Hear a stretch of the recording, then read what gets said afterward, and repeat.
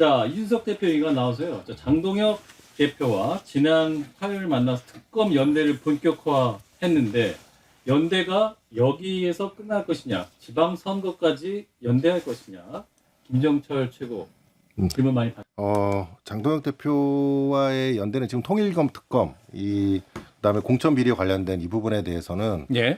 어쨌든 여야를 가리지 않고 예. 지금 이거는 꼭 밝혀야 되는 부분 아니겠습니까? 예. 그래서 그런 어떤 하나의 중요한 아젠다에서 연대를 하고 있는 것이고요. 예. 예. 이것이 곧 지방선거 연대다 이렇게 단정할 수는 없습니다. 아하. 어쨌든 하나의 중요한 목표를 향해서 그리고 정말 정치 개혁을 위해서 지금 꼭 필요하거든요. 통일교 예. 특검하고 공천 비리 관련된 예. 부분은. 예. 그래서 이런 부분에 대해서 연대를 하는 것이지 이것이 꼭 지방선거 연대로 반드시 연결되는 것은 아니다. 이렇게 말씀드리겠습니다. 예.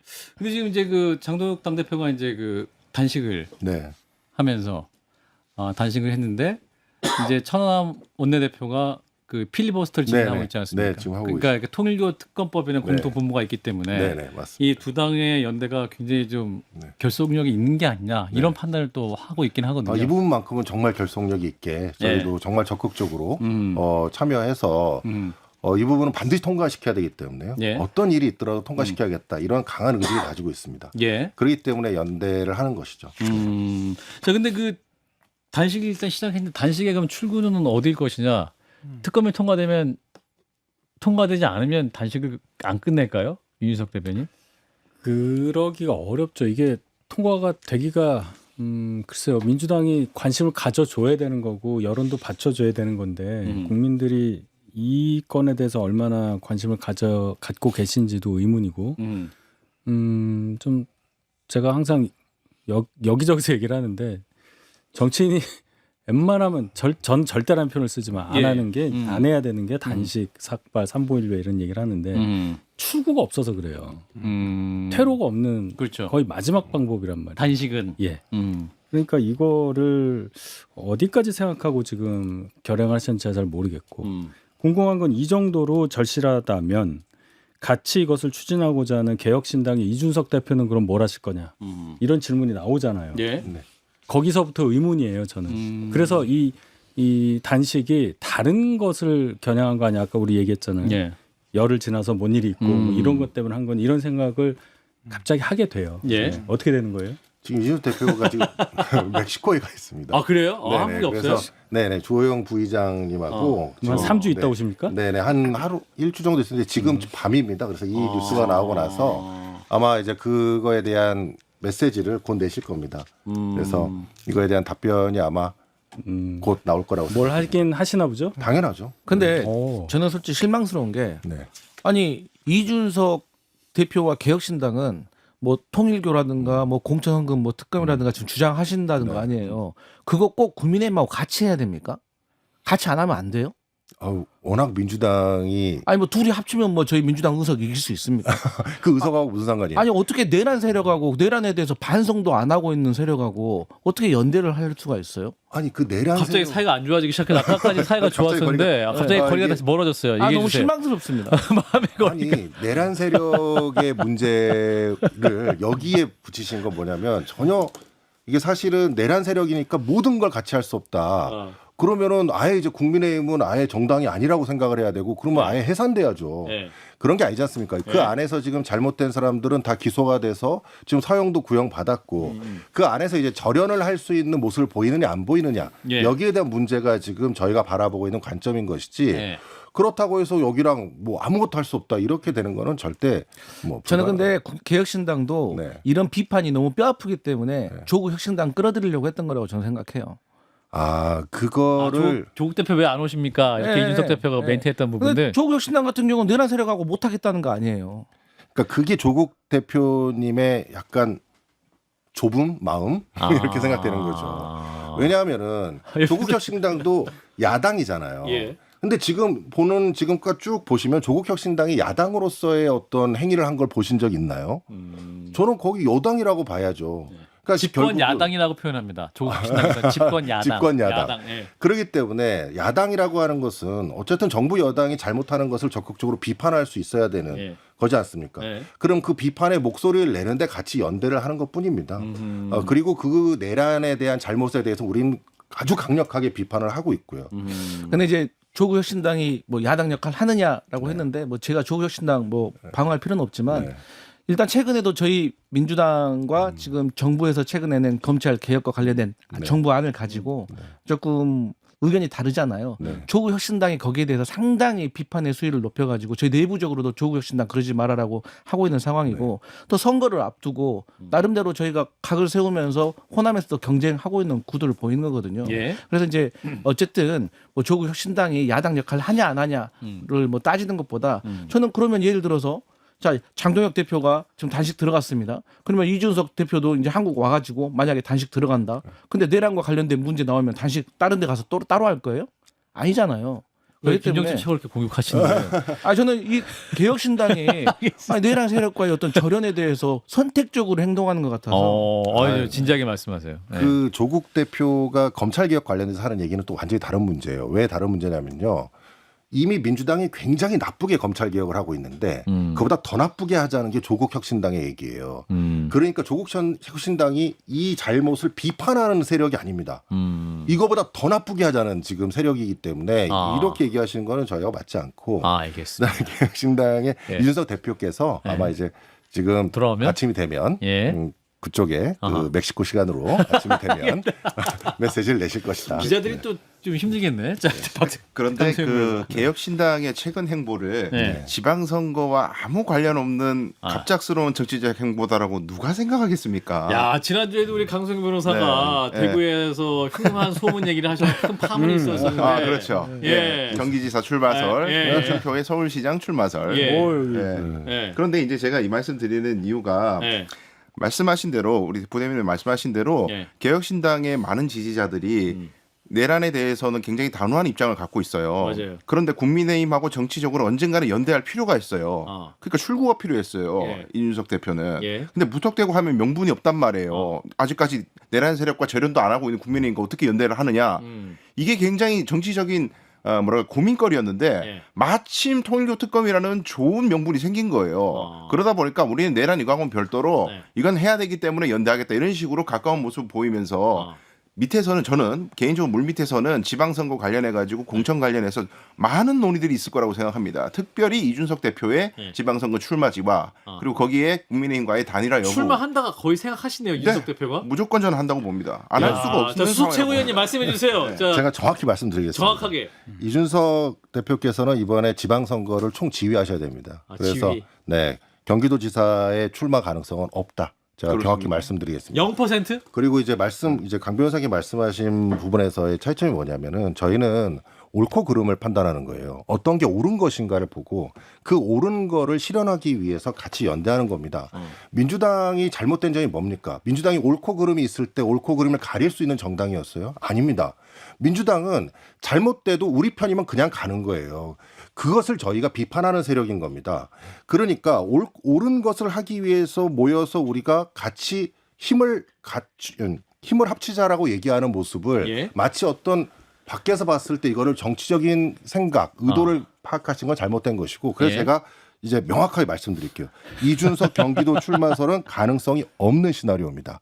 0%? 왜냐하면 지금 저희가 99만 원 지금 얘기를 하고 있지 않습니까? 예, 99만 원. 아, 선거 나가면 99만 누구든지 네, 출마할 수 있게 출마할 수 하겠다. 있다. 지금 많은 분들이 정말 좋은 막 의사분들까지 다 지금 공천 신청을 하고 있으면서 이거를 저희는 실현해야 돼요. 그 의사의 한익병 원장도 있어요? 하이병 원장 있죠. 갑자기 허를 찌르신 것 같아. 갑자기 의사라고 해서 갑자기 생각나서 한익병 원장. 경선? 아직은 신청을 안 하셨습니다. 아직 신청 안 했어요. 신청을 그 안 의사는 하셨고요. 아니다. 아직 예. 신청을 안 하셨고요. 예. 어쨌든 그래서 저희는 정말 깨끗한 정치를 실현하는 이 행보를 예. 국민들한테 보여줘야 돼요. 이 국민들에게 보여주기 위한 이 행보를 실현할 수 있는 사람이 이준석 대표이기 때문에 예. 저희가 이준석 대표가 경기도 출마를 한다 그런 가능성은 없다 이렇게 보시면 되겠습니다. 알겠습니다. 자, 이 부분을 계속 지켜보고 계시는 우리 윤석 대변인께서. 개혁신당 입장에서는 아까 이준석 대표의 길을 가는 것도 좋다고 말씀하셨는데 네. 물론 명분이 있을 수는 있는데 네. 현실이 굉장히 어려운 상황이라고 생각해요. 의석 3석으로 뭘 어떻게 할 수는 없고 이준석 대표 개인기로 지금까지 올 수밖에 없는 상황이었을 텐데 예. 이게 있을 겁니다. 현실적으로 지방선거에 후보자를 너무 많이 내야 되잖아요. 그렇죠. 기초부터 해서 광역에 전국 단위까 저 광역 단체장까지 하면. 근데 당에서 정말 출마도 못 하느냐 이제 이런 거에 아마 봉착해 있을 거예요. 그래서 99만 원 이런 걸 하고 이렇게 당세를 확장시켜야 하는 차원의 어떤 도전이 있고 그렇지 않으면 당이 전에 이제 개혁신당 계셨던 분 말씀을 드리면 당이 소멸할 수도 있다. 이렇게 굉장히 위기감을 느끼더라고요. 그런 차원에서 이제 여러 가지 일들을 해야 되는데 제 입장에서는 이슈를 한정해서 장동혁 대표와 손잡는 것까지도 비판적으로 보려면 얼마든지 볼 수 있죠. 우리 강성필 대변인처럼. 예. 근데 그렇게까지는 하고 싶지 않고 저희 당이니까. 다만 원칙이 좀 있어야 할 것 같다. 이슈를 한정해서 계속 저희를 공격하던 것들이 이슈 한정으로 인해서 다 면죄부가 나오지는 않을 거라는 거. 예, 그런 것에 대해서는 더 정밀하게 접근하셔야 되지 않느냐 이렇게 봅니다. 여기까지 얘기하고요. 자, 윤석열 전 대통령 이제 사형을 구형받았죠, 특검이. 내일 이제 체포형 방해 1심. 요거는 이제 재판 결과 1심 재판 결과입니다. 이제 내란 관련한 혐의 첫 선고인데 법원이 이제 생중계하기로 한 상황. 검찰 구형이 10년입니다. 두 분 법률가도 계시고 계시니까 한번 예상을 해볼게요. 자, 내일 1심 결과 어떻게 나올지 우리 강 변호사님부터 해볼까요? 그 체포방해 네. 관련된 것들은 16일. 구형 그대로 선고할 가능성이 저 높다고 봐요. 10년. 네. 감형 요소가 전혀 없기 때문에 어. 뭐 죄를 인정하는 것도 아니고 피해 회복을 위해 가지고 그 당시에 고생했던 공무원들, 경호처, 경찰, 뭐 공수처 직원, 검사 이런 사람들에게 사죄의 뜻을 밝힌 바도 없고 무슨 뭐 손해배상으로 돈을 준 적도 없고 죄를 인정하지도 않는데 예. 어떤 명분으로 감형을 할 수 있나? 아하. 그리고 이게 그 예를 들어서 술 취해가지고 막 경찰관이 자기를 검거하려고 하는데 뭐 행패 부리고 이 정도 수준이 아니잖아요. 총을 쏘라고 했어요. 예, 예. 총을 쏘서라도 막으라고 했었어요. 법원 영장을 불법 영장이라고 치부하고 이 모든 것들이 아마 공무집행 방해죄 역사상 최악의 죄질일 것이다. 아하. 이때 동안 있었던 공무집행 방해 중에서는 그러니까 법원 입장에서도 이건 단순히 공무원의 방해한 걸 넘어서서 대전제가 법원이 발부한 영장을 불법이라고 간주한 것에서부터 시작한 범죄이기 때문에 아하. 단죄를 엄격하게 하지 않을 수 없을 것입니다. 법원이. 이게 어쨌든 체포방해는 이거 법치국가 원리와 관련된 부분입니다. 체포영장이라고 하는 사법부의 영장의 효력에 저항하는 것이기 때문에 이거 경호처를 동원해서 했다는 것으로 굉장히 죄질이 좋지 않습니다. 그래서 어쨌든 그 구형에 상응하는 죄의 성의 선고가 될 가능성이 높은데 다만 여기에 국무회의의 심의를 방해했다는 직권남용죄 부분이 여기에 있습니다.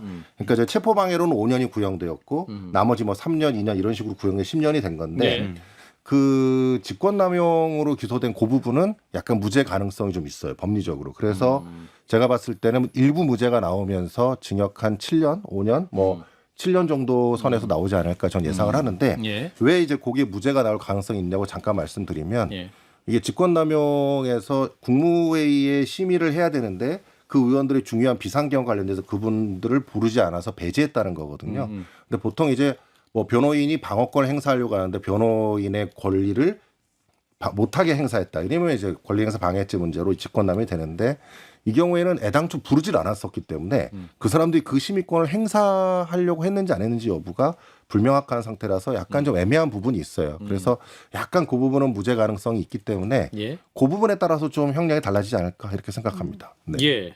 10년에서 좀 감형된 형태가 나올 수도 있겠다라는 점. 자, 이혜훈 이제 장관 후보자 이분에 대한 얘기가 사실은 또 워낙 지금 최근에 건이 많아가지고 잠깐 뉴스에 좀 사라졌다가 다시 또 이제 올라오고 있긴 합니다.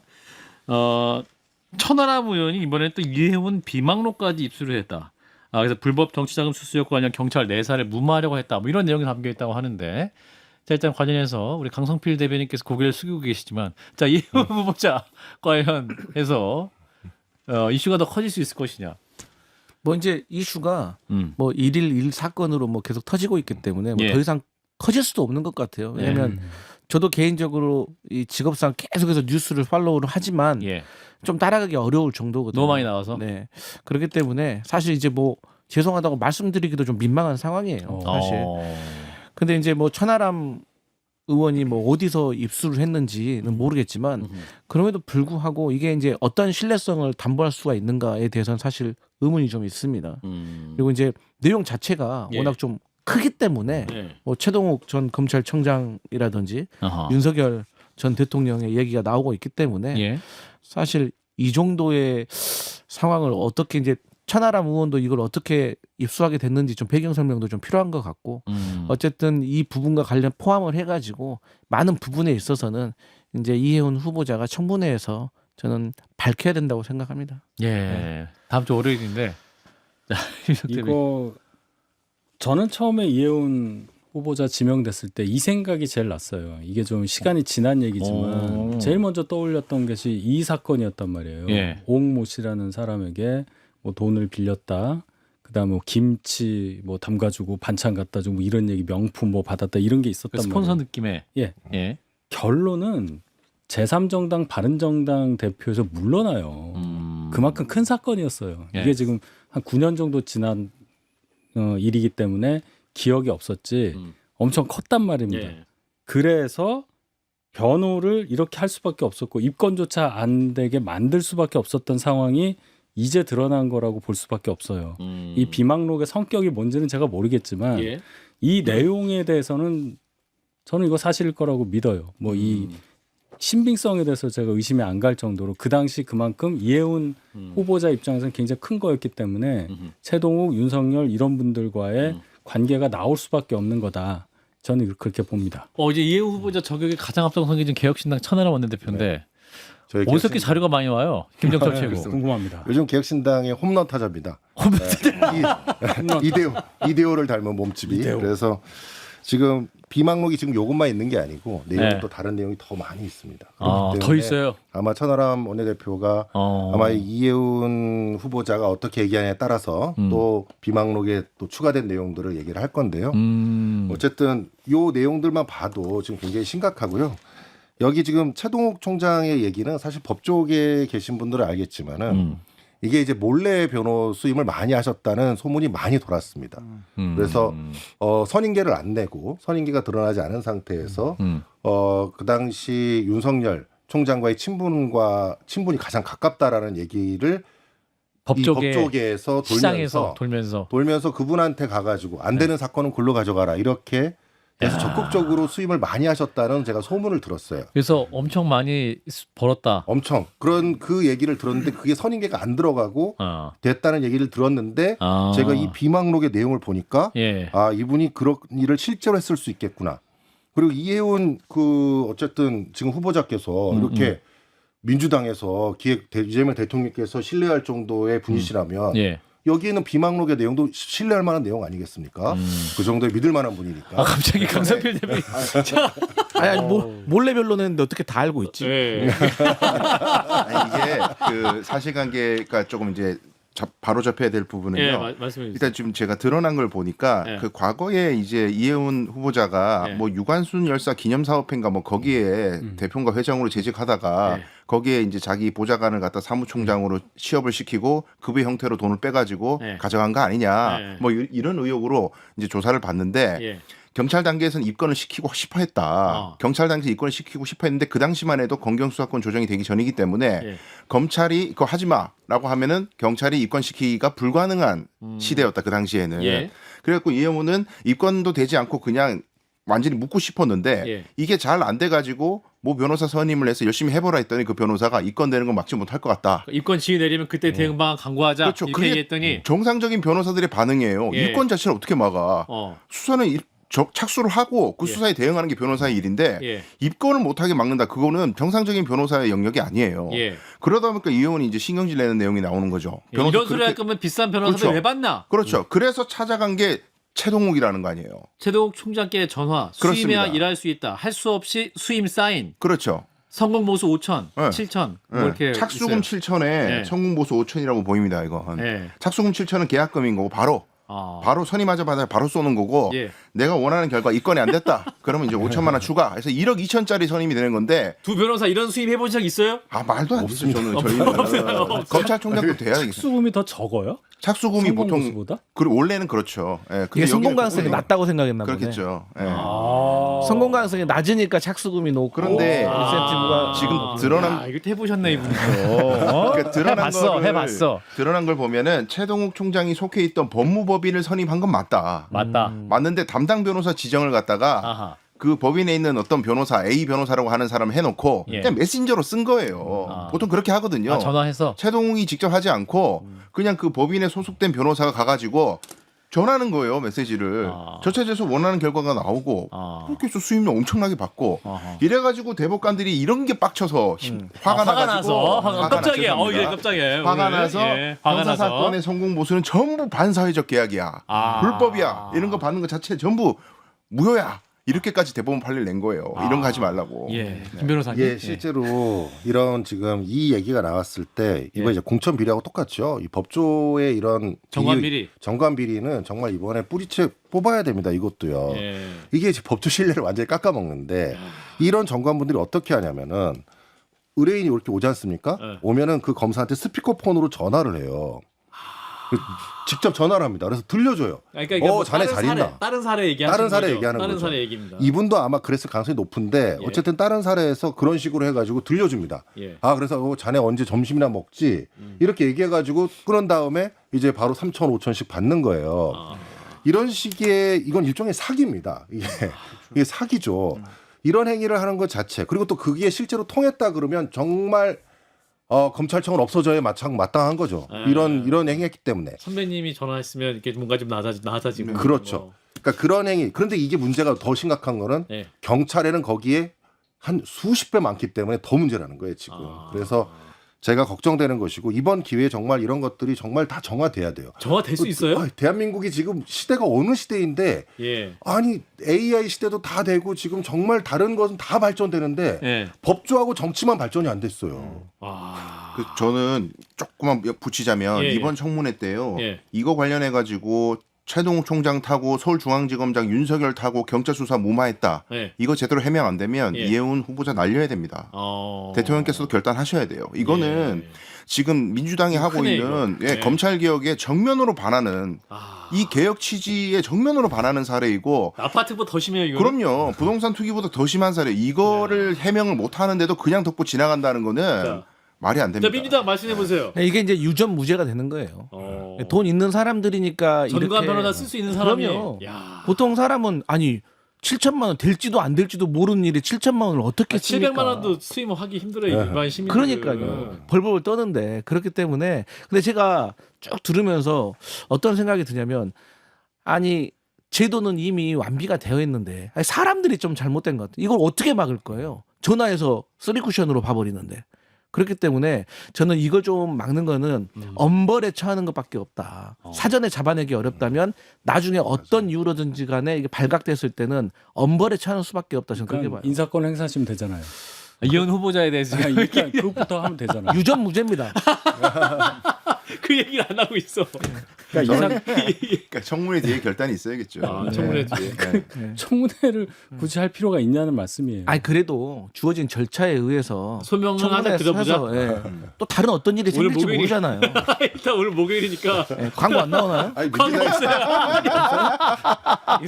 한참 남았어 아직. 자, 이혜원 후보를 개혁진단. 통해서 약간 민주당의 비난을 그쪽으로 화살을 돌리는 네. 약간 그런 느낌이에요. 아. 약간 화살바지 같이 되신 것 같아요. 이혜원 후보자님이. 저희는 지금 화살이 계속 준비돼 있는데 화살이. 그래서 저희는 사실 민주당을 집중적으로 또 쏴야 되는데 예, 예. 자꾸 거기에 천하람 원내대표도 지금 자꾸 화살이 자꾸 원내대표 여기 지금 이혜원 후보자한테 예, 예. 화살이 자꾸 가게 되고요. 예. 지금 김병기 원내대표 지금이랑 강선우 네. 지금 의원과 관련된 이 수사와 관련된 문제, 공천과 관련된 비리 문제에 지금 또 저희는 집중해야 되거든요. 예. 그런데 이게 게 많다. 이혜원 후보자가 왜 아직도 사퇴를 안 하시는지 예. 정말 의아합니다. 알겠습니다. 예, 일단 월요일 청문회가 있을 텐데요. 아무튼 월요일도 청문회 굉장히 뭐 뉴스가 많이 나올 것 같은 그런 예측이 됩니다. 또 참고로 내일 천하람 원내대표가 한판 승부 출연해서 네. 또 어떤 화살이 있는지 밝혀줄 예정입니다. 자, 일단 오늘 함께해 주신 우리 강수영 변호사님과 김정철 개혁신당 최고위원 두 분은 고맙습니다. 네, 감사합니다.